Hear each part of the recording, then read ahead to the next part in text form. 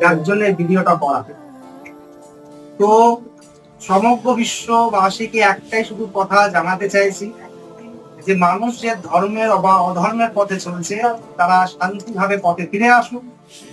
আগামী দিন যা ভবিষ্যৎবাণী হতে চলেছে সেটা কিন্তু খুব একটা ভালো জনক নয়।